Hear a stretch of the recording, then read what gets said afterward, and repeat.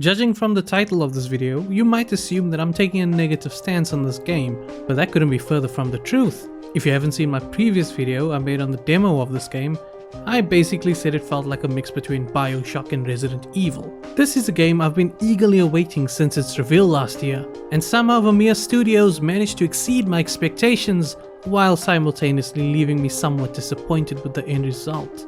Crisol Theatre of Idols manages to be the kind of game that I love talking about. One that has so much going for it, but at the same time has plenty of room for improvement. Before we get into this video, I just want to ask that you please consider leaving a sub if you enjoy talking games. Hey, Future Mole Man here. I also want to add a few more things. Firstly, this has probably been the most cursed recording I've ever done. I have lost the footage for this game twice now. My very first playthrough, about 160 gigs worth of gameplay, just disappeared. Like, I don't even know how to tell you that. It just got lost. And then secondly, my brother offered to play the game and record his video and give it to me. That also got lost. Well, not exactly lost, but the video wasn't usable because the screen was just blank the whole time. But that one's on me. So usually in my videos, I like to show you what I'm talking about as I'm talking about it. And that's just going to be harder to do with the nature of this issue. So I'll try my best to make sure everything on screen relates to what I'm talking about in the moment. So with that, let's get back to it. And with that, let's get into the video and why I think Crisol has so much wasted potential. Crisol, Theatre of Idols, is a survival horror adventure set to the backdrop of a dark and twisted fictional Spain. You play as Gabriel, a devoted worshipper of the sun, and when tasked by the sun god himself, Gabriel is obliged to carry out his lord's bidding. Though once he arrives at the island of Tormentosa, all is not as it appears, and it seems there's something sinister bubbling just below the surface. I don't want to spoil anything beyond that in case you decide you want to play it. If you at all find this premise intriguing, then I urge you to give this game a go. Coming in at only 150 Rand on Steam, it costs slightly more than a trip to the movies, and that's without snacks mind you. Crisol is genuinely punching above its weight class here, delivering an experience that feels surprisingly full for its very modest price. With that, let's break down all the things it does so well, and also the stuff it doesn't get quite right.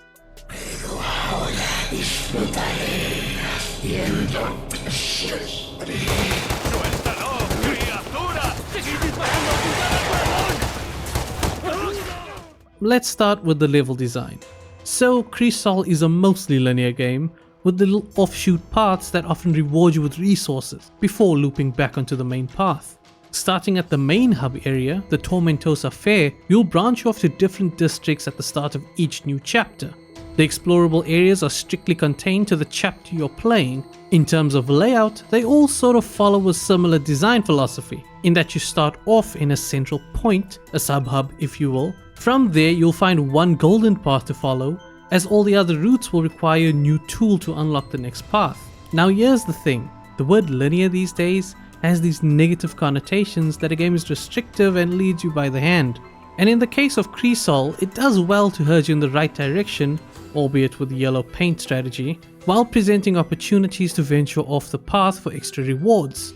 I personally think it strikes a great balance of doing these two things, while keeping things moving forward to ensure nothing gets stale in the 10 to 12 hours it'll take you to beat it.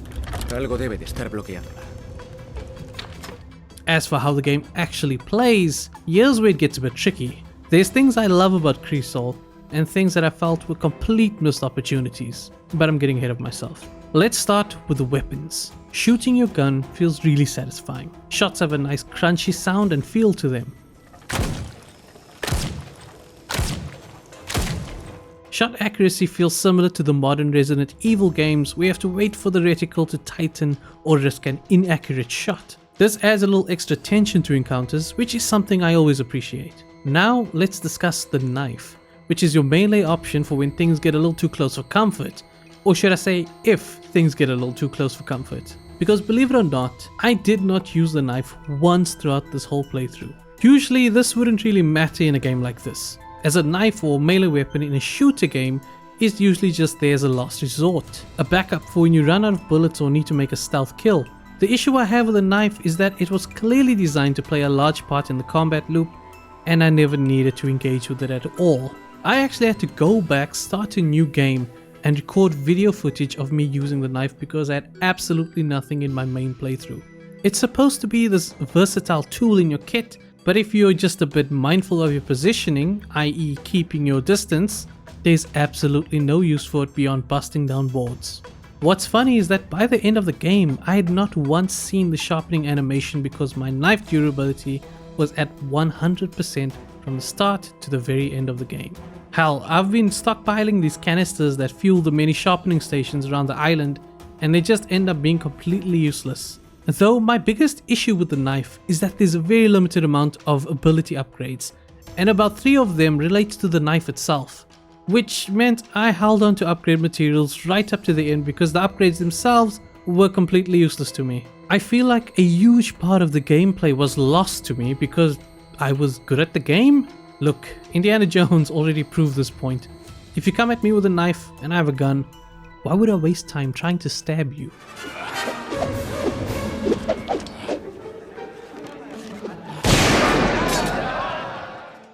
This ties into my next topic of discussion: balance and difficulty. When it comes to survival horror, the balance can make or break your game. Personally, I think Crisol plays more like an action game rather than a survival horror, but the creators categorize it as survival horror, so we'll critique it based on that. Straight out the gate, I want to say that there is no tension at all. I've made this point before about this genre, but there needs to be scarcity when it comes to resources. In Crisol, you always feel safe. Resources are abundant. Oh, and let me catch you up if this is your first time seeing this game. In Crisol, you use your own blood to reload your weapons, and you regain blood by absorbing dead bodies or using plasmarine syringes, both of which can be found at every turn, ensuring you're always topped up, which in turn gives you a really soft cushion, not the sense you want to feel when you're playing a tense horror game. As a result, the game fails to deliver on that horror and survival aspect. I think I died once throughout the whole game, and no, it wasn't in combat. I died because I wasn't paying attention to my health when reloading all my weapons after a major fight. Plus, I was playing on hard. I will be honest though, there was one section in the game where I thought I was gonna die. It was the creepiest part of the game, and in my opinion the best horror segment. This basement segment here actually had me going, especially because I was playing with headphones and I could hear these gross frog monsters around the corners waiting to pounce. Sometimes they would scurry away and jump into paintings and pop out somewhere else in the room. I want to give the team props for coming up with this idea, and I would have loved to see this kind of creepy ideas applied to other areas of the game. Sadly, none of the encounters that follow ever feel this tense. Even the hide and seek segments with their Mr. X type enemy, Dolores, felt tame in comparison. Oh, and while we're on the subject, these cat and mouse segments were never tense. There were so many hidey holes where she can't get to you, plus she moves at the same speed as you, so it's hard to get caught even if you screw up. I really cannot tell you if she deals a ton of damage or straight up one-shots you if she catches you, cause I've never been caught. One other thing I want to mention is that enemies are strangely restricted to the area where you find them, and if you really want to cheat the game, all you have to do is cross any threshold like a door and the enemies will lose interest. This makes it easy to simply pop a few shots in them and retreat to the next room to de-aggro them. Rinse and repeat. Honestly, there's no need for this tactic as the game is pretty forgiving. Just aim for the legs and it becomes a cakewalk.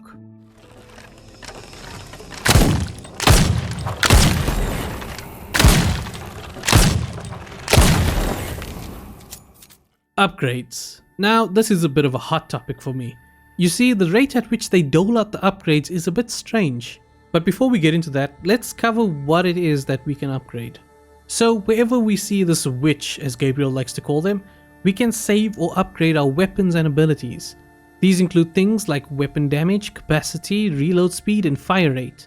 On the abilities side, it's things like use syringes 10% faster, take 15% less damage while attacking with a knife, or plus 6 damage on your last bullet for each bullet fired before that. If these ability upgrades sound somewhat underwhelming, it's because it truly is, and you can play the whole game without them and it wouldn't really make a difference. These lackluster upgrades were so disappointing, mainly because it took so long to build up the required resources for each one. You see, the ability upgrades require 2 items per upgrade. These are souls, or I don't know what you call them, which can be obtained from idols and defeating enemies, and these crow relics, which are usually hidden away in optional areas. The souls are easy enough to find as you're constantly killing enemies, and if you aren't constantly looking on the floor, there's plenty of idols to shoot. The crow relics though are much harder to find, and there can be long stretches of gameplay before you gather enough to do a major upgrade. Now here's where it gets a bit weird. You see, back at base camp, there's these chests that reward you with huge amounts of money and crow relics. The way you open them is with these sun keys or brooches, which you can find on fallen worshippers of the sun in each sector, and each one is numbered.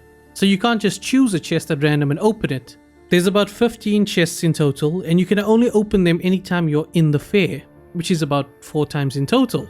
By the way, the first time you find the fair, you won't have any keys to open any chests. And the 4th time you're there, it won't really matter because it'd be the end of the game. That leaves you with 2 moments in the whole game when you return to the fair, both of which are a few hours apart. By that time you'll have stockpiled about 7 keys, and suddenly you're drowning in upgrade materials. I've tried returning to the fair mid-chapter to open a few chests, but I don't think it's possible. I just find it strange how they limit you to a couple instances of returning to the fair. It's annoying because in the hours between these moments, you're out collecting keys and thinking, I would sure like to claim these resources now. Así se golpea, grumete. Aquí están tus boletos.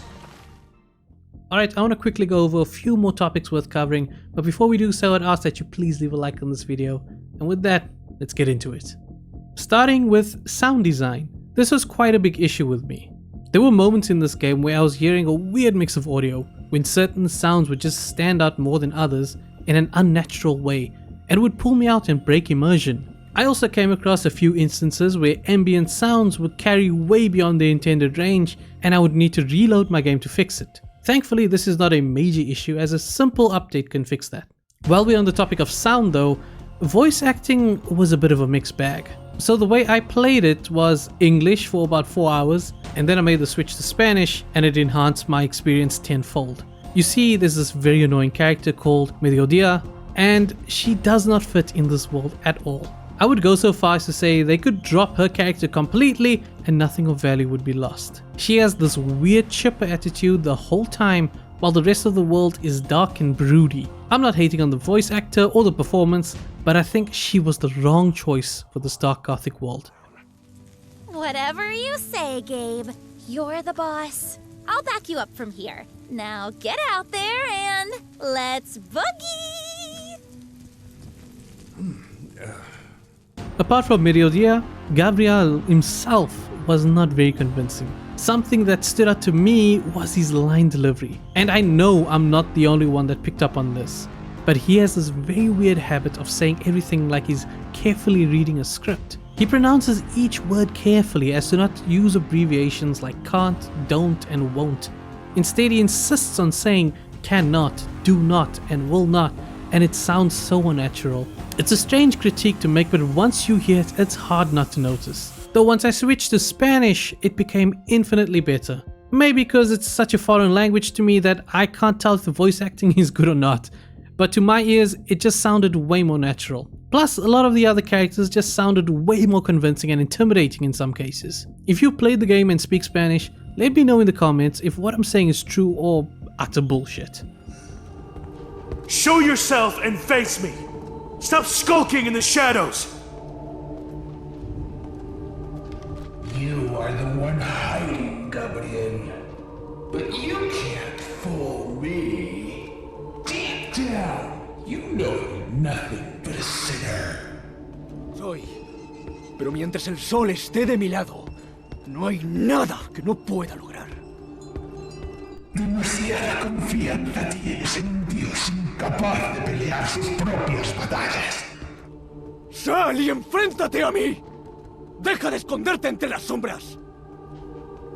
Eres tú quien se esconde, Gabriel. Pero a mí no puedes engañarme. En el fondo de tu corazón sabes que no eres más que un pecador. Puzzles. Funny enough, I really enjoyed the puzzles. I've heard this argument go both ways, but I think they were at a good level. Not as simple as your average Resident Evil puzzle, but not much harder either. I just wish there were more puzzles instead of having to simply find a new type of key to progress in game.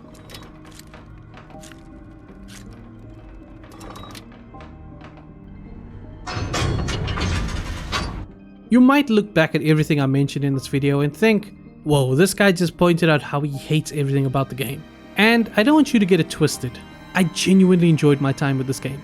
I thought the world they crafted, along with the interesting story and gameplay mechanics, made for an experience that went beyond my expectation. But at the same time, I look at it and I think it could have been a lot more than just an okay horror shooter, and instead maybe rival the likes of the incredible BioShock and Resident Evil franchises. The good folks at Vermeer Studios clearly put a lot of time and effort into this game, and by pointing out the things that I believe they got right, and more importantly the things they got wrong, one can only hope that they take it in stride and improve on their game making ability.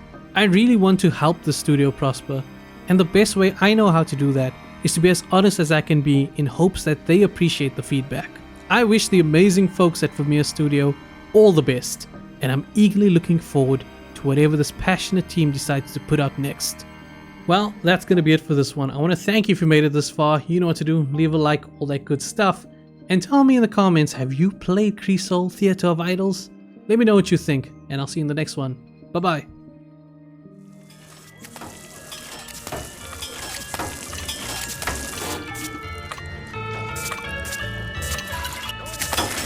¡Bendito sea el héroe de Tormentosa!